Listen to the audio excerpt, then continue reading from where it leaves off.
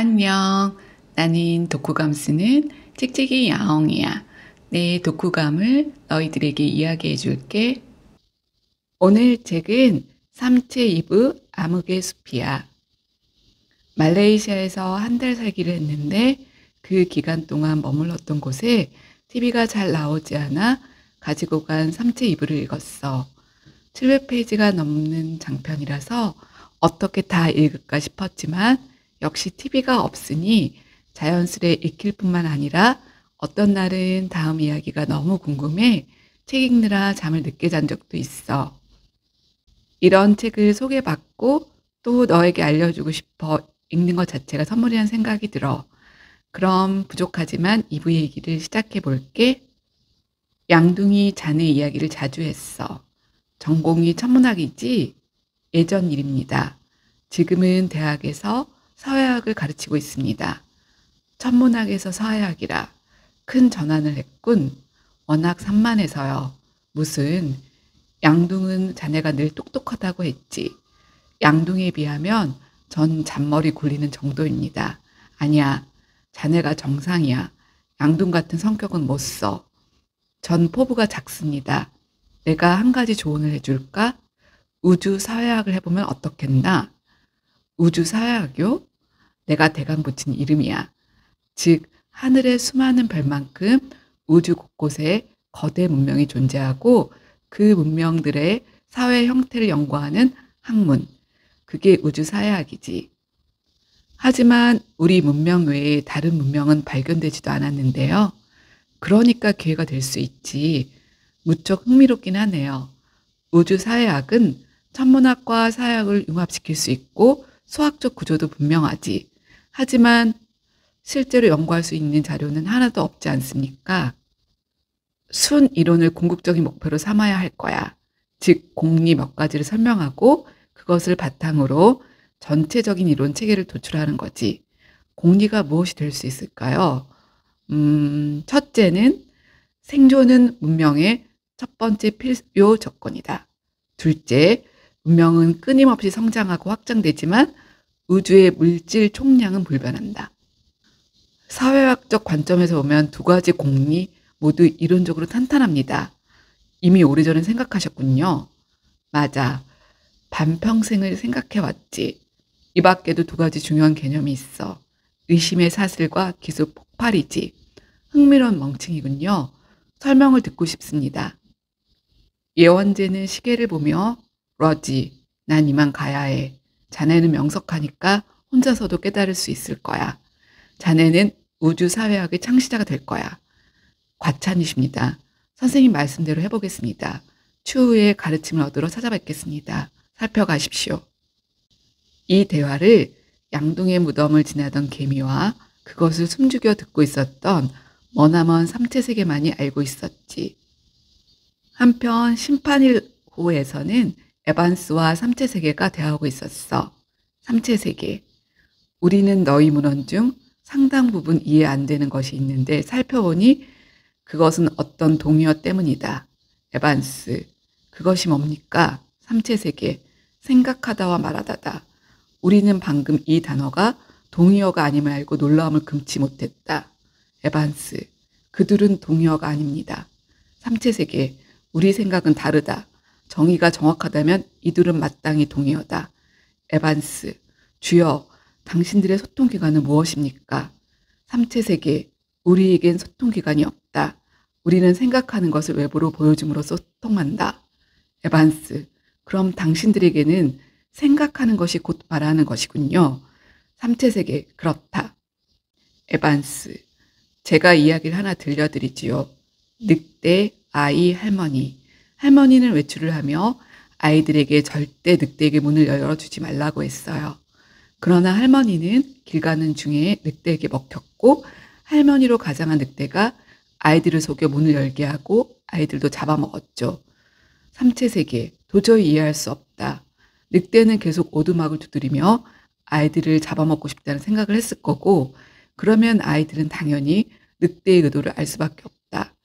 즉, 늑대는 아이들과 소통을 했다. 그렇지 않나? 에반스. 맞습니다. 긴 침묵을 마친 에반스는 말을 했지. 당신들의 사고와 기억은 외부에 투명하게 공개됩니다. 마치 어항의 물고기처럼. 삼체 세계, 그렇다. 당연하지 않은가? 에반스, 그랬군요. 당신들의 대화에는 어떤 기만과 거짓도 없겠군요. 삼체 세계, 그렇다. 너희의 문서를 돌이켜 생각해보니 나도 조금은 알 것 같다. 에반스, 주께서 인류를 이해하려면 아직 가야 할 길이 멉니다. 삼체 세계 맞다. 너무 복잡하다. 에반스, 주여, 당신에겐 우리가 필요합니다. 삼체 세계, 나는 너희가 두렵다. 이것을 끝으로 대화는 중단되었고 에반스가 삼체 세계로부터 받은 마지막 메시지였지. 한편 장유아는 세상 일에 관심이 없었어. 그런 그를 옆집사는 양진호는 비웃으며 국가의 경제 정책이나 국제적인 상황에 관심을 가져야 한다고 하며, 왜냐하면 그런 일들은 결국은 보통 사람들의 생활에 직간접적으로 영향을 미친다고 했지. 하지만 요즘은 양진호는 400년 후에 인류가 사라질 수도 있는 일에 무관심하기로 했지. 우리 힘으로는 어쩔 수 없고 그때쯤이면 자기는 지구에 없을 테니까. 하지만 도리어 장유아는 손자가 태어날 예정이었고 이제 그들의 미래가 걱정되기 시작했어. 파벽자 이호는 침대에 누워 미동조차 하지 않았지.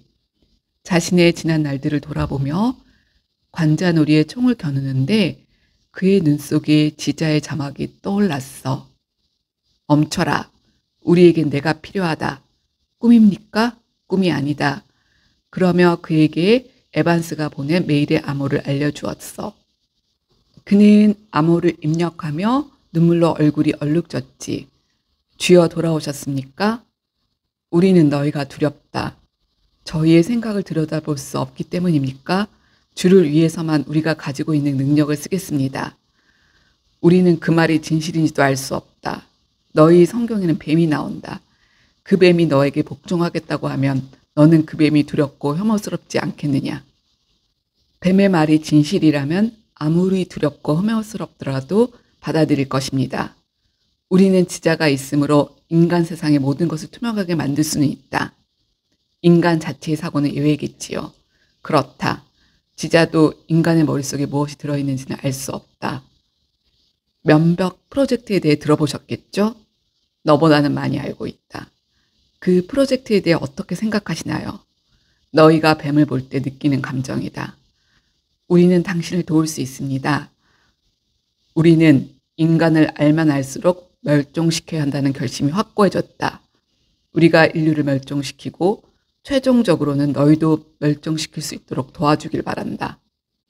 주여, 소통 방식에 문제가 있습니다. 그런 표현 방식은 우리 일부 동지들에게 반감을 일으키고 그것은 예상 밖의 결과를 가져올 수 있습니다. 그리고 당신이 우리를 버렸기 때문에 구원파는 완전히 와해되었고 강림파 조직도 겨우 잠재적으로 살아남아 있습니다. 주님에 대한 동지들의 충성심이 시험받고 있습니다. 가장 시급하게 필요한 것은 바로 주님의 지지입니다. 너희가 우리를 위해 제일 먼저 할 일은 내가 방금 읽은 중요한 임무를 수행하는 것이다. 그는 이메일의 암호를 풀고 천천히 이메일을 읽었어. 아주 쉬운 임무다. 그렇지 않은가? 그리 어렵지 않습니다. 하지만 이게 중요한 일입니까? 물론이다. 지금 인류에게 면벽 프로젝트가 아주 중요해졌기 때문이다. 왜죠?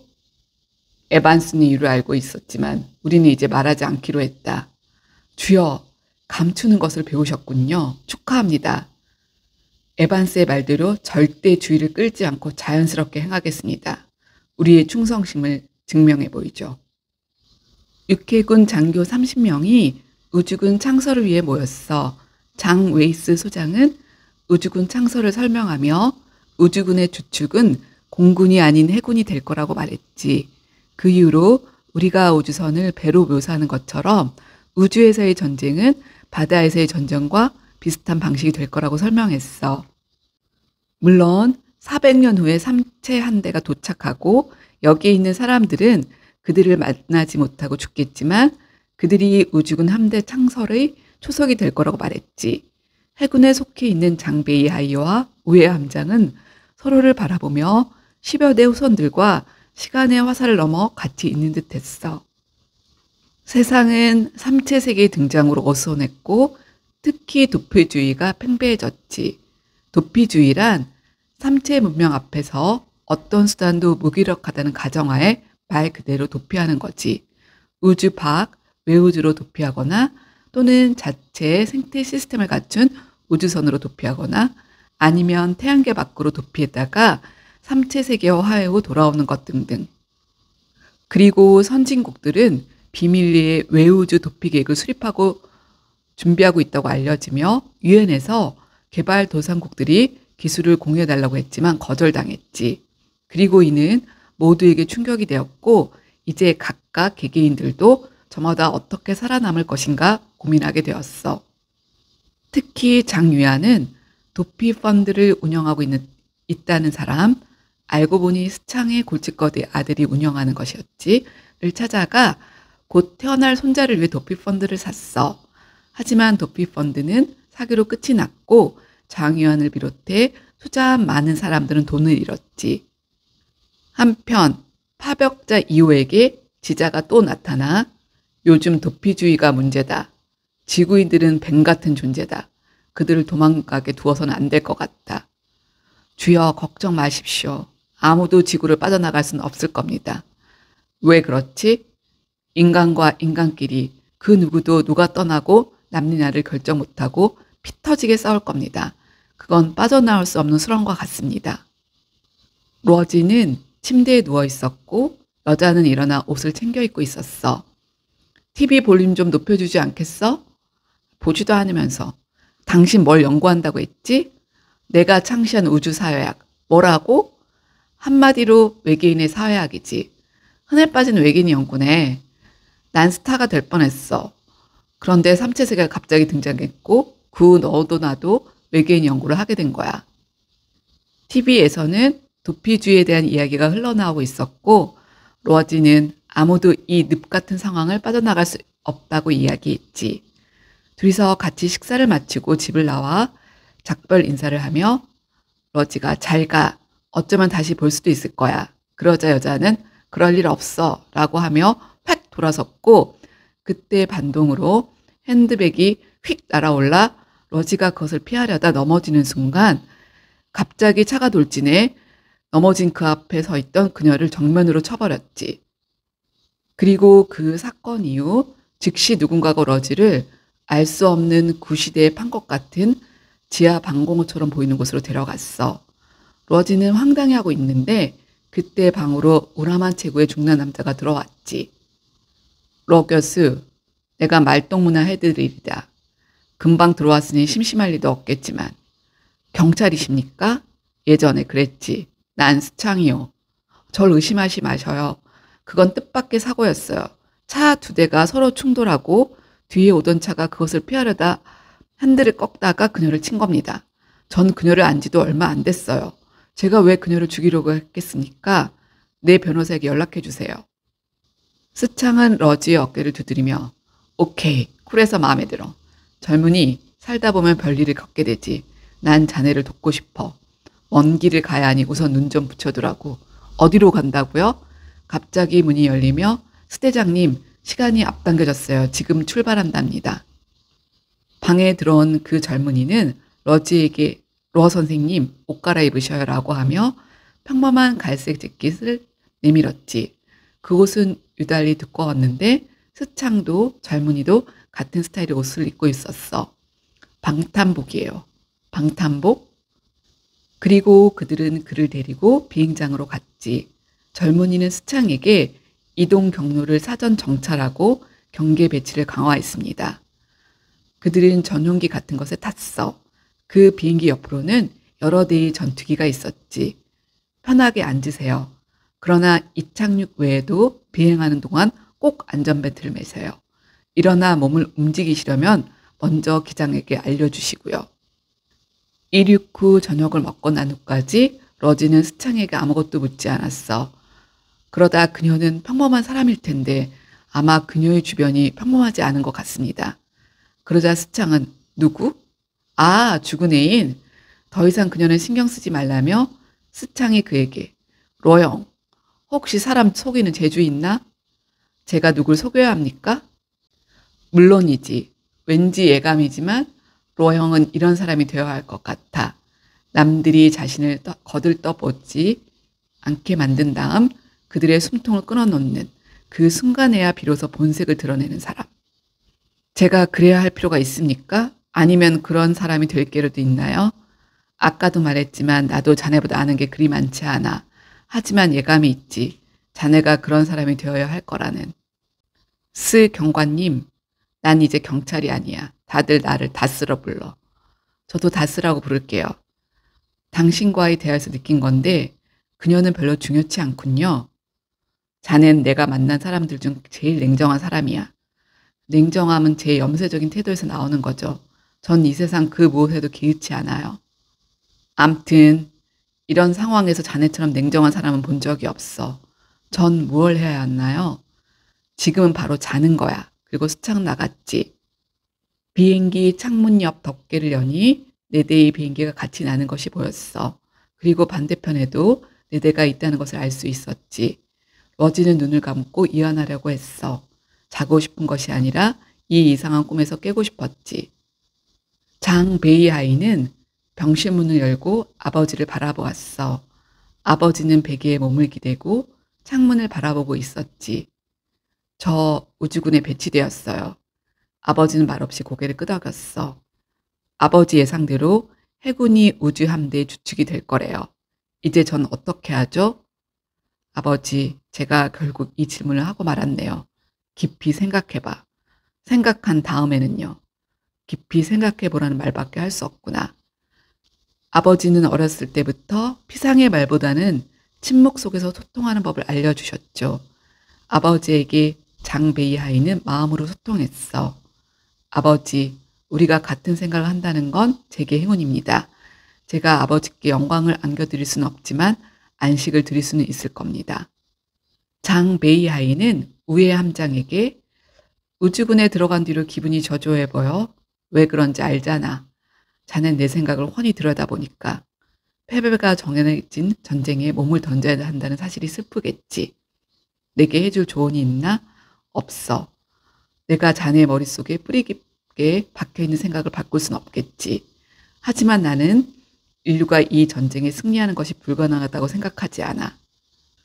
우회 함장은 장 베이하이에게 어떻게 그런 생각을 할 수 있지? 예전의 사례에도 그런 경우가 있잖아. 그런 특수한 사례를 보편적인 군사인으로 생각하는 건 아니겠지? 이 전쟁에 정상적이고 보편적인 군사이론은 필요 없어. 단 한 번의 유해만 있으면 돼. 자네가 이렇게 상상력이 풍부하고 낙관적인 줄 몰랐네. 승리에 대한 믿음이지. 그리고 둘은 말없이 건조 중인 우주선을 바라보았지. 이야기가 두서없이 진행되어서 미안해. 너무 방대한 내용이라 우선 줄거리를 대강 소개하고 모든 것이 정리된 후에 다시 한번 정리해서 올릴게. 여기서는 최대한 많은 내용을 담고 싶은 것이 나의 마음이야. 물론 나중에 다시 이 책을 읽으면 좋겠지만 그때는 지금보다도 더 많은 노력이 필요할 것 같아 최대한 많은 내용을 담으려고 해. 사실 책을 다시 읽지 않아도 될 만큼. 하지만 순간순간 책을 읽으며 사로잡혔던 많은 생각들과 감정들을 여기에 옮길 수 없어서 안타까워. 그만큼 근래에 읽은 책 중에 마음을 사로잡는 책이지. 실제로 이런 일이 생기면 우린 어떻게 대처할까? 400년 후의 일이라 무관심하려고 노력할까? 아니면 이제까지 믿었던 모든 것을 부정하고 현재를 최대한 즐기려고 할까? 아니면 후손이라도 살아남을 수 있게 외우주로 도망갈 수 있는 방법을 찾아내려고 할까? 나는 너무 막막하고 먼 일이라 최대한 사랑하는 사람들과 살아있음에 감사하고 현재를 충실히 살아가려 하겠지. 그러면서도 그들이 외계인이 빨리 도착해 우리를 없애버리면 어떡하지 하는 마음 한구석의 불안은 늘 가지고 살 것 같아. 그리고 후대의 인류에 대해 안타까움을 느끼겠지. 정말 상상조차 안 되는 일이지만 꼭 외계인의 침공이 아니더라도 요즘 뉴스를 보면 갑작스런 사고로 죽는 사람들을 보며 우리의 삶과 지혜가 얼마나 깃털처럼 가벼움과를 느끼고 있어. 한 치 앞도 모르는 인간의 삶이란. 그러면서 영혼을 살 것처럼 구는 우리를 어쩌면 좋을까? 말레이시아의 한 달 살기에서 느낀 것 중에 가장 중요한 하나는 사는데 많은 것이 필요하지 않다는 거야. 특히 남에게 보여주기식 삶은 정말 필요 없다는 생각을 했어. 다른 사람에게 피해를 주지 않는 한 최대한 가볍게, 친절하게, 행복하게 살고 싶어졌지. 한국으로 일상으로 돌아와 그전과 별로 다를 것 없이 살고 있지만 어딘가 내가 좀 바뀐 것 같아. 늘 너에게 감사하며 계속되는 열대야의 건강 조심하고 곧 만나. 빠빠이.